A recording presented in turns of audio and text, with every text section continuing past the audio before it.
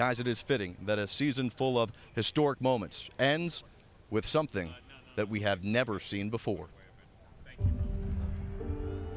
The dawn of a new NBA season begins with a nod to the recent past and the raising of a banner for the reigning champions.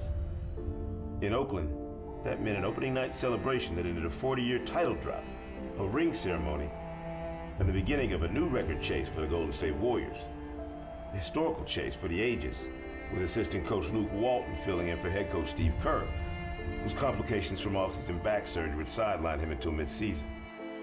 A 24-0 start, the best in league history, was only the beginning of the magical journey for the reigning Kia MVP Stephen Curry and the Warriors. The Warriors said if they get near a streak and a record, they want to break it.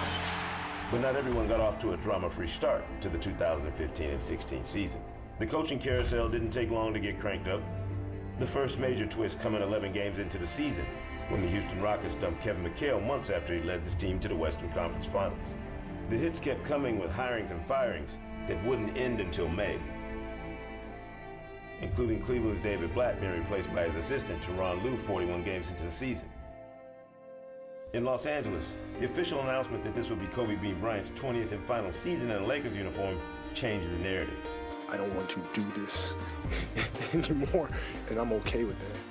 His farewell tour was marred by one of the worst seasons in franchise history, but didn't stop fans from around the globe from showing their respect for one of the game's all-time greats. He gave it back on the final night of the Lakers season, finishing with a vintage and scintillating 60-point effort in a win over the Utah Jazz, a performance befitting one of the most accomplished scorers and players the league has ever seen. What can I say? Mamba out. LeBron James and the Cleveland Cavaliers continue their rise to the top in the Eastern Conference. Deeper and more dominant this time around, it was clear early on that no one else in the East would slow them down. 65th NBA All-Star Game. Toronto, man. February's All-Star Game in Toronto marked the first time the league's mid-season celebration was held outside of the continental United States.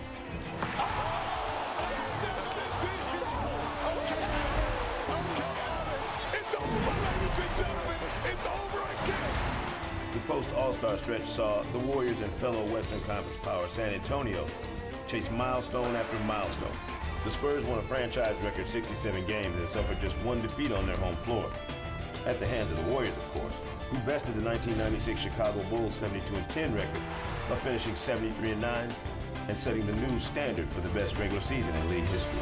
The Golden State Warriors now stand alone with 73 wins, with the greatest regular season record of all time. The playoffs brought its own brand of drama, including injury issues that not even the Warriors were immune to. Steph Curry, who earned the distinction of being the first unanimous MVP, sprained his knee in the first round against Houston and would miss 15 days as fellow All-Stars Klay Thompson and Draymond Green carried the Warriors without him. Behind the two-man storm of Kevin Durant and Russell Westbrook, the Oklahoma City Thunder demolished the Spurs in the conference semifinals and threatened to do the same to the Warriors in the conference finals. They were up 3-1 with a trip to the finals in sight, only to see the Warriors come back from the brink of elimination with 3 straight wins to keep their dream season alive.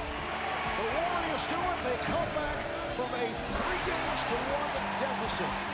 The Cavaliers made quick work of Detroit and Atlanta in the East, sweeping their way into the conference finals where Toronto awaited.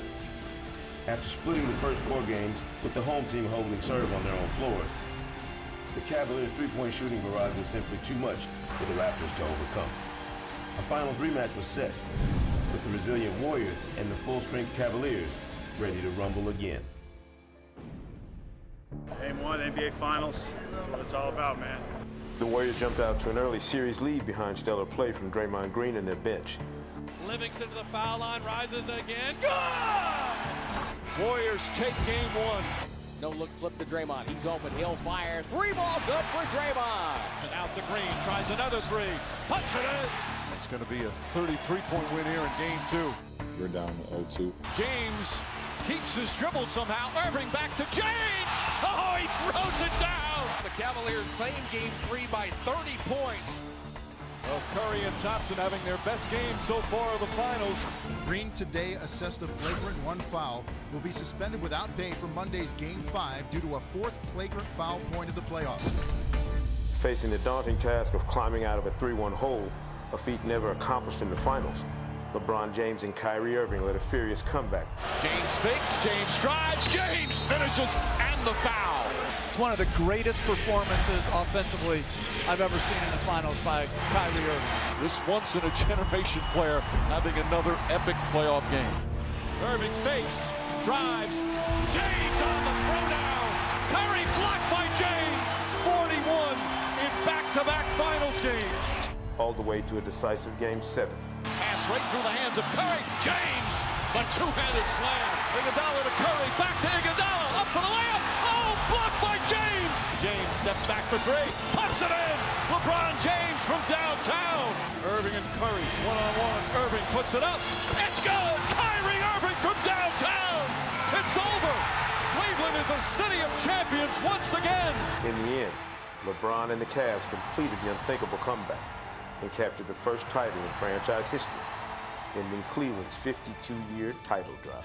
The Cavaliers are NBA champions.